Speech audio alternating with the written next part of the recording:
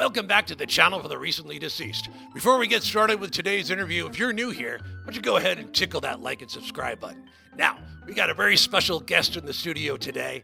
He's a ghost that really gets around and is probably the most feared entity since my ex-wife Dolores. Please welcome the Scatman.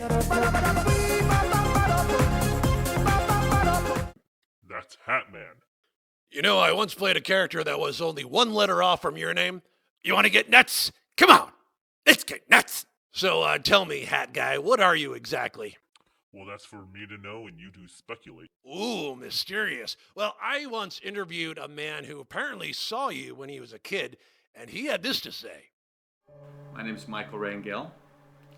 If you've ever had an experience with sleep paralysis, and you've had it over and over, and I think everybody that has had it repeatedly throughout their life, you understand that these shadow people come to you in various forms. For me, it was a shadowy figure with a hat, sometimes with glowing red eyes, sometimes accompanied by a couple of friends.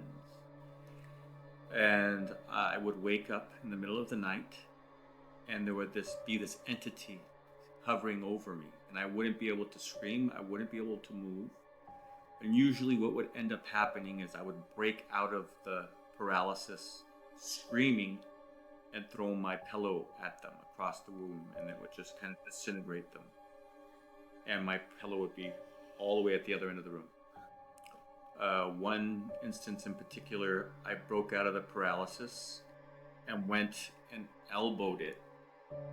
And my elbow went right through and hit the wall, and it vanished. I've had entities that looked like ghouls or demons hovering up in the upper corner of my bedroom, or just kind of looking me from far away as if they were plotting my demise.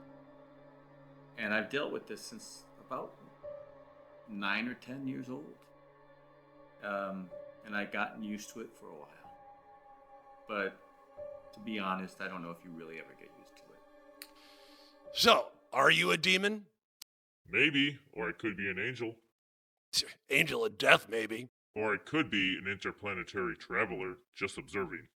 From the corner of a kid's bedroom while he's trying to sleep? You're kind of a creep, aren't you? And coming from me, that's saying a lot. Well, here's another eyewitness. This one is from Reddit user lowkey_masterpiece, who had this to say. I was in bed one night lying on my back, and a tall, slender man in a wide-brimmed hat walked into my room. He was shadowy and featureless. He was sort of a blurred darkness. It was a small apartment in the East Village with just enough room for a queen-size bed and a couple nightstands.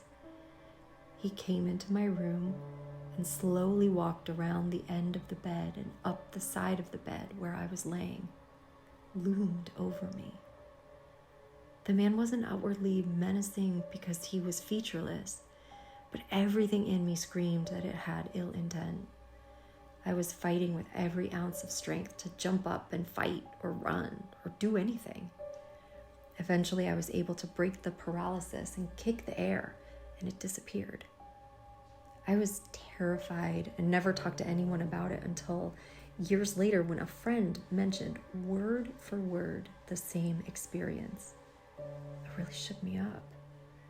I've never experienced, before or after, night terrors, sleep paralysis, or paranormal activity. The memory is vivid and visceral and sometimes comes to me as I'm trying to fall asleep. Not the experience, but just a sort of nightmare as I'm drifting off to sleep and I jump awake. Oh yes, I remember her. She was paying far too much for such a small apartment. Let me ask you this, are you married to the hat? I think it suits me. What about this one? What are you doing? Stop that. Or how about this one?